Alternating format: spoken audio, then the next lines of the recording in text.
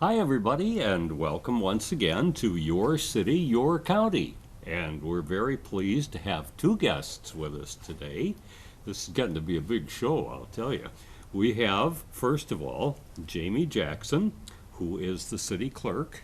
And Jamie, you're going to be telling us about the elections today, I understand. Yes.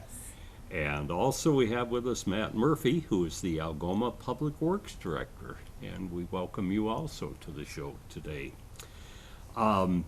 We've got our TriCaster working, I understand, and that's something I didn't even know we had one of those, but we do have a TriCaster and it's working. So we're ready to go.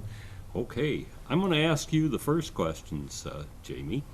With the election coming up, how are things looking? Are you busy yet? We've been very busy. We have had probably quadruple the amount of absentee ballots sent out so far. Typically, I would say we'd only have a couple of hundred for this election total, and so far we've sent out 716. Wow. And we're still expecting probably to have 200 or so. Mhm. That's pretty amazing, and that's just for the city of Algoma. Just for the city limits of Algoma, yes. Mhm.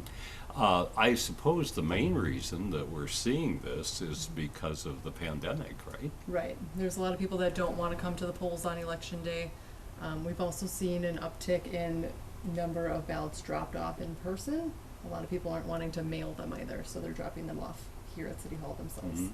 I know we've had some questions about the post office and how that's working. Any problems with that so far here? So there's been news stories about issues with the post office. Algoma has not had any issues. The post office here has been really easy to work with. They get their ballots out quick and they send them back quick, and I don't have anything bad to say about ours. That's good. So nothing has been found in the lake or in the No, creeks or? no. They're all going where they're supposed to. That's good. Mhm. Do you think the fact that we're sending out so many of these ballots in advance and getting them in, that's probably going to make quite a difference in election day, isn't it? Yeah, I think we're going to be a lot slower on election day. Based on the number of ballots we've already sent out, we're at about 40% of our registered voters already. Wow. So typically, I would say we'd probably have 1,500 voters total, including absentees, on election day, and we're already at almost a half of that. Boy, that's I think it's going to be a different look on election it's day. amazing. Well, it certainly is an election where there will be a lot of interest. That's Mhm. for sure. We know Yeah. that. What local officials are who's running? That's a good question. I didn't bring a Okay. ballot with me. Okay. But there are some local races at the county level. Mm-hmm. County clerk, county treasurer, register of deeds, district attorney, and then our representative to the assembly is on there as well Mhm. as Joel Kitchens versus someone else. Sure, I not got sure you. who it is. Okay, we didn't mean to put you on the spot. You'd be in the same way I am. I'd be Right. going, who is that? Who's going to be there? Right. Okay, we're going to come back to you in a Okay. few minutes and talk a little bit more about the election. But we also want to talk with Matt and give you a chance, Matt. So you got to get your voice in here too. Thank you. So you're welcome. It seems like the biggest project that everybody's kind of noticing, I suppose, is the Crescent Beach Stormwater Outfall project. I had to write that down because I knew I couldn't remember it. Not a problem. It's a mouthful to try to get that Okay. all out, yes. Not necessarily the biggest project, but probably the most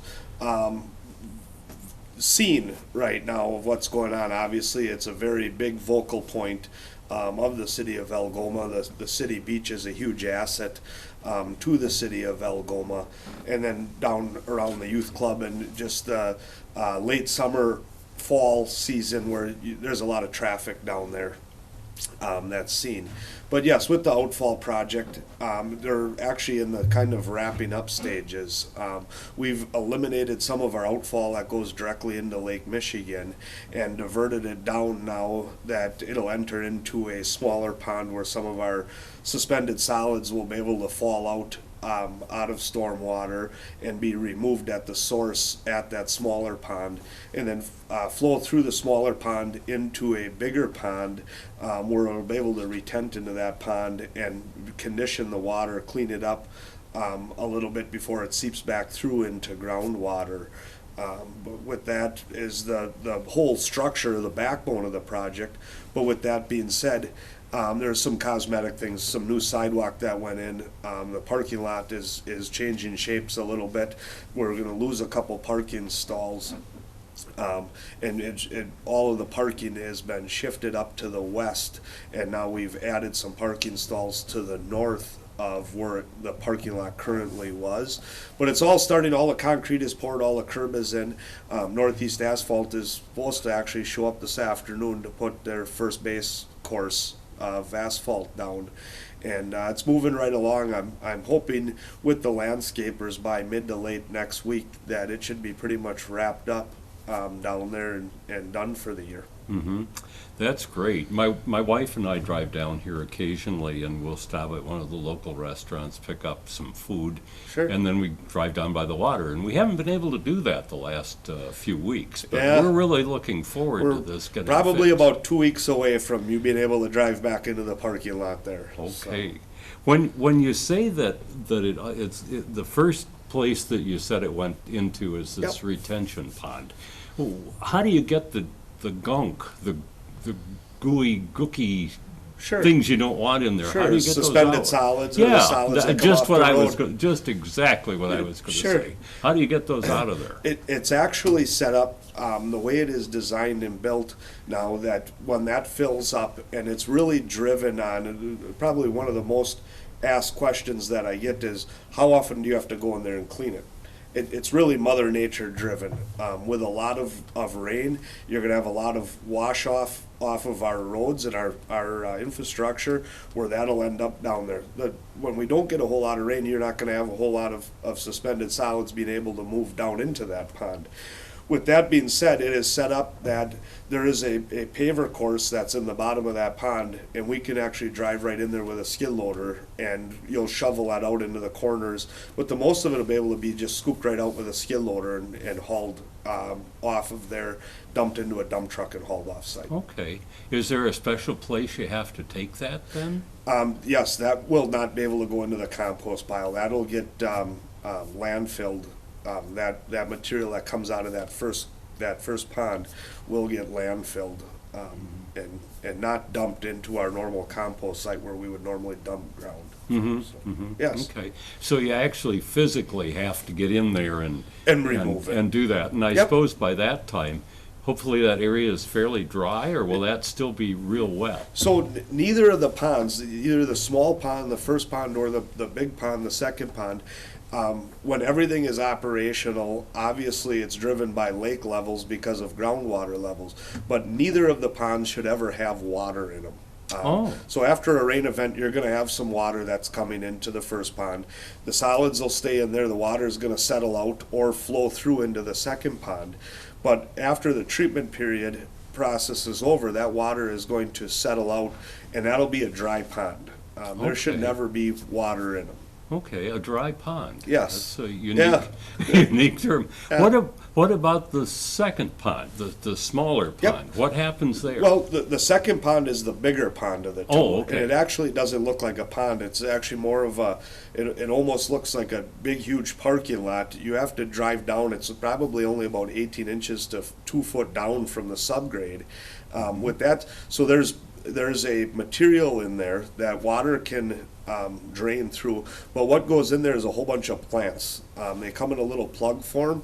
Inside of there will be a whole bunch of plants planted throughout the whole bottom of that pond. Oh, And those okay. plants are what'll condition and clean up the water before it seeps back down and becomes groundwater. Okay, and that doesn't go into the lake then? It will. I mean, it will eventually. So eventually, yes, it becomes groundwater. Now, the way it is set up, if we would get a real big rain event, or in spring we'd get a rain event and it would melt a bunch of snow, water would come down into that second pond, flow through into the bigger pond, through the first pond into the second pond, and then it's set up that it would be able to flow into the lake. If the pond would become completely saturated, it would flow over the top right into the lake there. Okay, but by that time, hopefully it's pretty clean. Well, and the majority of it is to clean up the majority of your rain events. A year ago we had 5 inches of rain in about 45 minutes. This pond is not going to be able to clean anything or do anything with that kind of rain event or a 100-year rain event. Yeah. Now, does it still works then in the wintertime, even Yep. though you have snow there? Yep, it'll work all, yeah. So we'll get freezing. Your ground, if there's moisture in the ground, it's gonna freeze. It might retent some of that water or not let it flow through because there's frost in that ground. But once spring comes or you get your January thaw, if that frost goes out, that water will be able to drop down. Okay. Yeah. Do you have a fence around this thing? There is not a fence around it. Okay. It's not designed to be a fence around it. Like I said, it's designed to be a dry pond. So if Okay. somebody really wanted to go for a walk in there, you're really going to be walking on a grass seed with some plants in it. Is what there's going to be a little incline, and then you're going to be walking around on dirt. Yeah. With that being said, because of the high water levels, groundwater levels are that high, there is some times where if we get a big rain event, it might take that much longer for that water that's in the pond to seep down into the ground because of the high groundwater Yeah. levels. So you don't mind if somebody walks through it? Well, I mean, we're not going to suggest to people. Yeah, There's a lot of right. sidewalk to walk on. There's Yeah. a whole boardwalk that goes south all the way down, past the chamber building and stuff. But we're not going to put up a big wrought iron fence either, trying to keep people out of it. Yeah, yeah, okay. Yeah.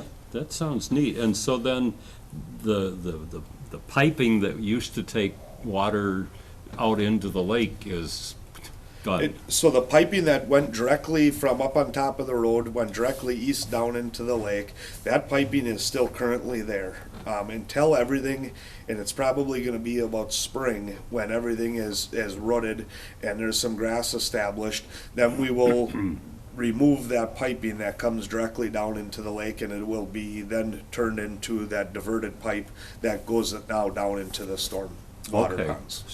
So you're kind of in a transition period Yep, here. and it's because we're in late fall here, it's probably gonna be till spring till we root everything and we have some grass established before we make that transition into the new system. Yeah, Yep. okay.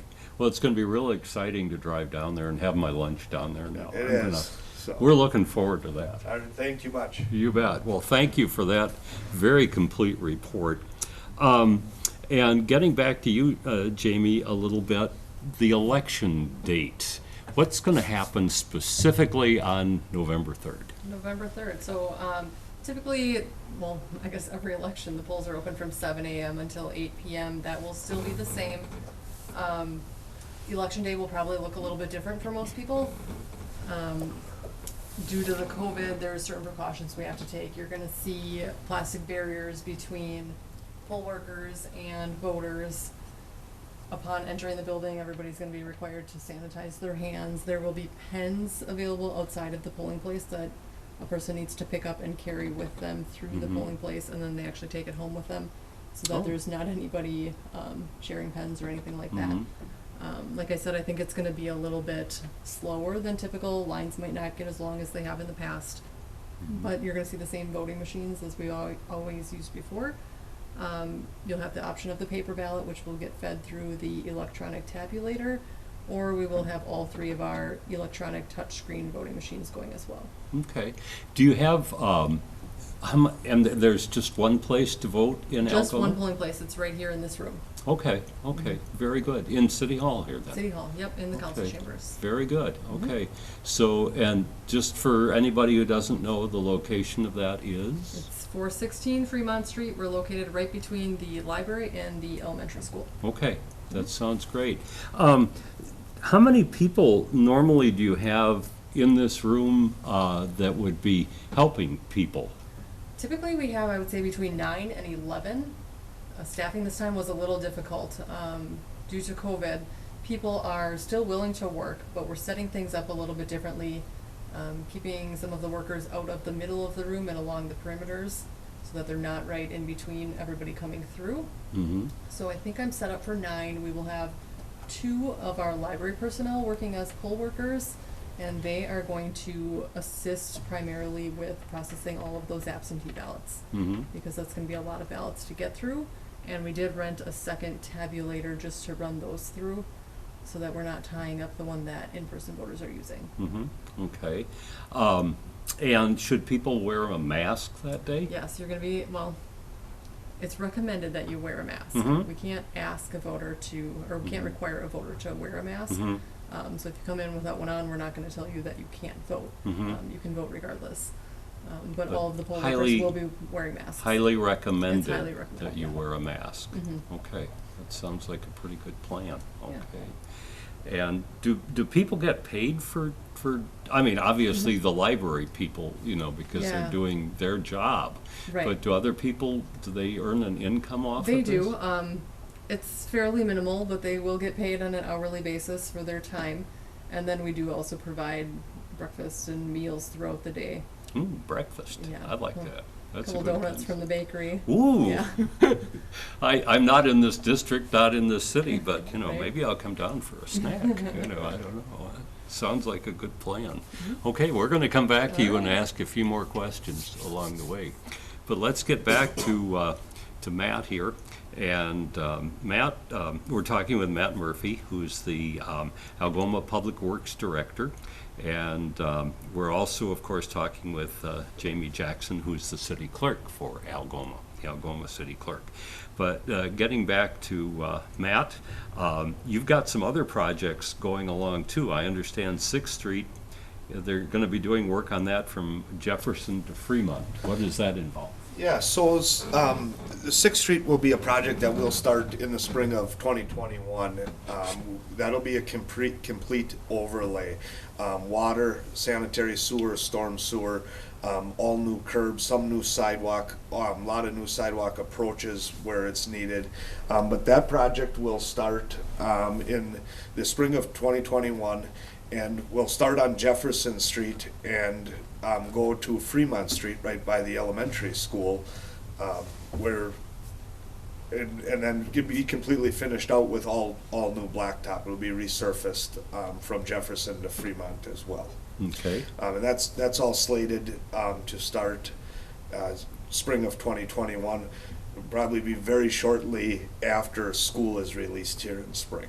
Okay. How long does a project like this normally take? That 4 blocks from them starting, whether they start with the water or the sanitary sewer, they'll put in water and then sanitary sewer or vice versa, come back, finish with the storm sewer, and then start the cosmetic stuff where you really start to see it take it a new shape. All the curb will come out, the existing road will completely come off, and then you'll start to rebuild that back up.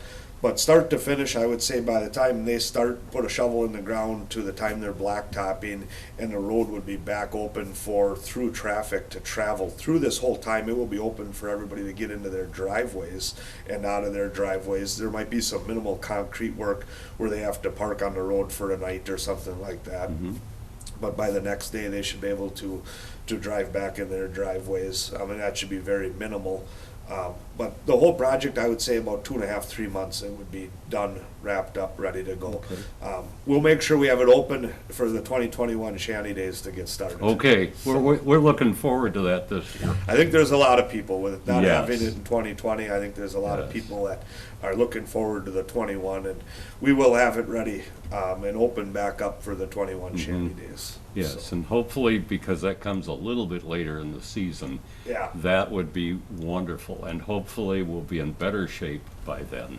yeah. And we'll be able to look back on this as, oh, remember last year? Oh, That's yeah, right. I remember that. Yeah, Hopefully so. Do they do any electric work underneath there? Any phone lines or anything, or is all of that up above? I believe all the phone lines are, I believe, all overhead through there. There's a lot of electric, I think, that is overhead through there. I do not believe that the Algoma Water and Electric Utility has any plans to do anything electrical. They will be replacing all the water through that stretch, all the way to the main end, everything up to the curb stop. They will be replacing that at the time of the construction project. But I don't believe that they have anything slated to do with electric on that portion of the project. How do you decide which road it's time to fix? That's a great question, because a lot of people, and you drive through town, and there's a lot of people that are, my road is horrible, and we understand that. We know that there's a lot of bad condition asphalt that needs attention and needs to be worked. worked on, but it is really driven by the underground utilities, the stuff that nobody gets to see. The age of a sanitary main, the age of the storm sewer. We work with the utilities on the age of water, how old that water line is and when that's slated to be changed. And that really is the driving factor of the last thing that we want to do is resurface or spend a lot of money resurfacing a section or numerous blocks of city road and then have to go and dig it all back up because the infrastructure underneath it has failed. So that's really the driving push is where our infrastructure is underneath the ground. I know that there's some roads that really need to be worked on. We're working at that, but it's always the bigger picture that people don't get to see is what's underneath, what's buried underneath that road, and the age of that and what kind of condition and shape that's in. Will they be doing sewer lines as well as the water lines? do you know? Yes, so yes, sanitary sewer lines will be, there'll be a new main put in place, and then laterals coming off and replaced up to the curb stops at that time. Okay.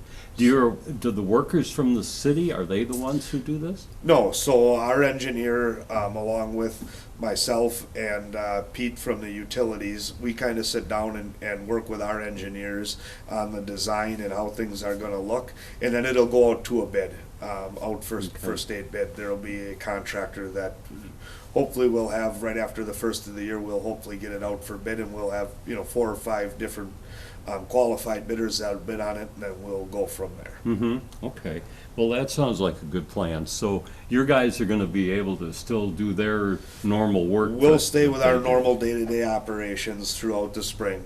With that being said, we will, with the project, do a little hands-on helping out, but for the most part, it'll be all done under a contract. Okay. What do your guys normally do? What are they out doing? Right now, we're trying to start to button up, transitioning kind of from the summer into fall. We have everything ready. We actually started picking up leaves yesterday. We tried everything out and kind of just ran a test day. Went and picked up some leaves yesterday. So that's our big project that'll carry us probably for a month. We'll have 2 guys just busy picking up leaves for probably the next month here now. Our marina needs to all get broke down. All the water lines come off, everything gets blown out. Our whole new A-dock system that was installed in spring, brand new, that all comes out of the water. So every fall now that'll get pulled out of the water and get put up in the parking lot. In spring, go back into the water. We're starting on the design phases to build the second part of that marina project. A-dock is done, B-dock is slated to get fixed. We're starting to put that together.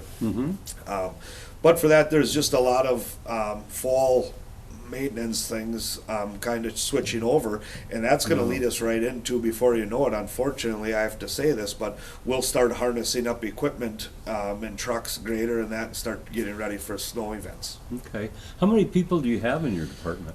5 including myself, so I have 4 employees and me mean 5. When winter comes, we have a 5th employee that'll come and help us plow snow from the Parks Department.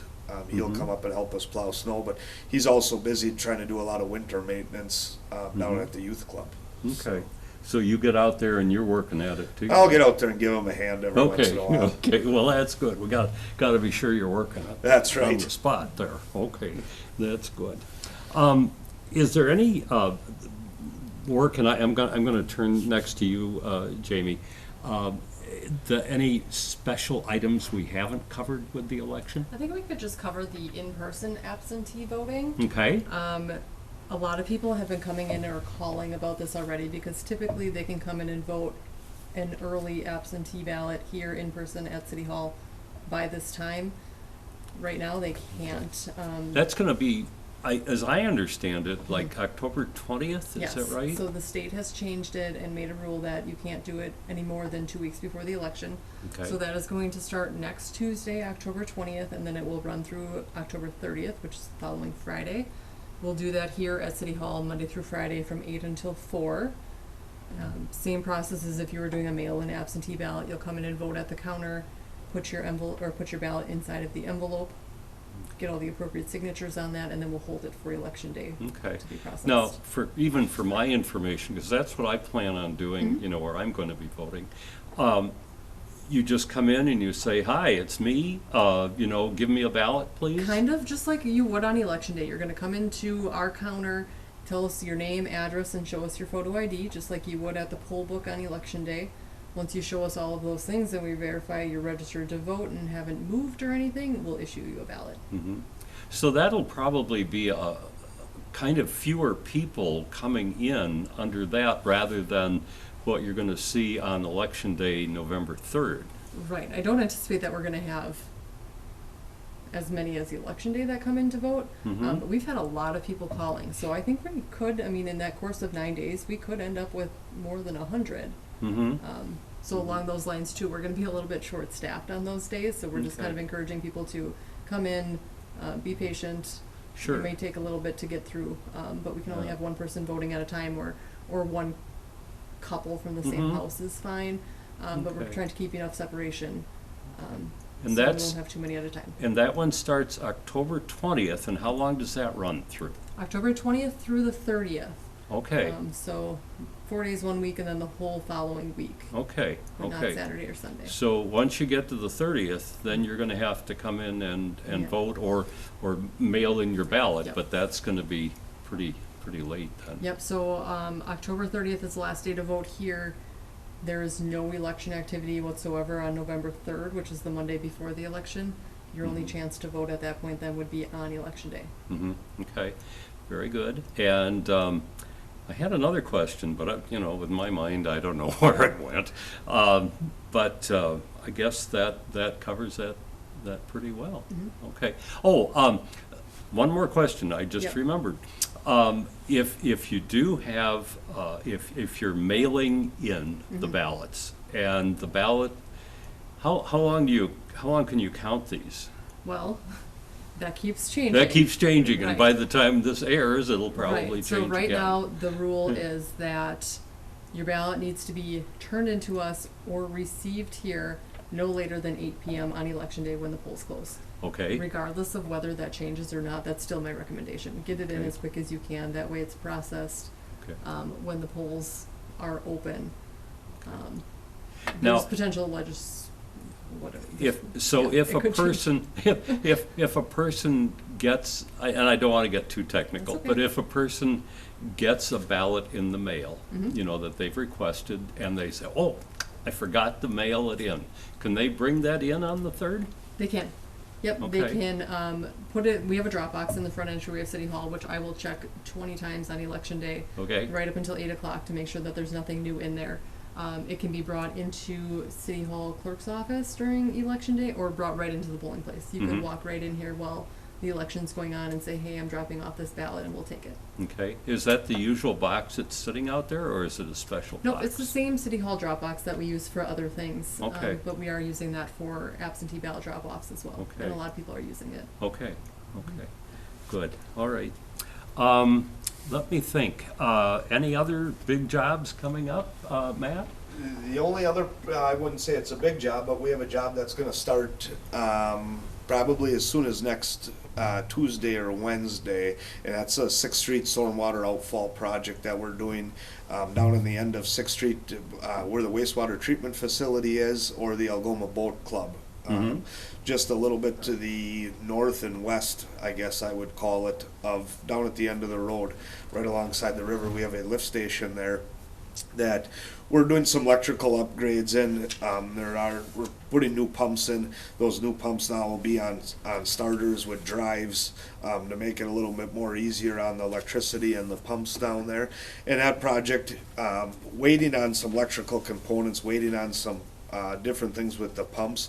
But start here probably next week, Tuesday, and be substantially completed by, I think, mid-November, with a final completion date before the end of the year. A lot of interior work. You're not gonna see a lot going on the road. There won't be any road closure or anything like that. Everything is gonna be kind of inside of our little pump house down there. Okay, so yeah. you'll stay warm in the pump. Hopefully house. they'll stay warm down there. What exactly does a lift station do? So we have, if you would take Sixth Street and travel south on Sixth Street, all of our stormwater flows to 6th Street and then flows north down 6th Street, down right past the sewer plant. Some of it bypasses that pump station and drains directly into the Anapee River. Some of it, with large volumes of a big rainstorm or a lot of snow melt, it can't flow fast enough because of the high water levels in the Anapee River. We actually pump it.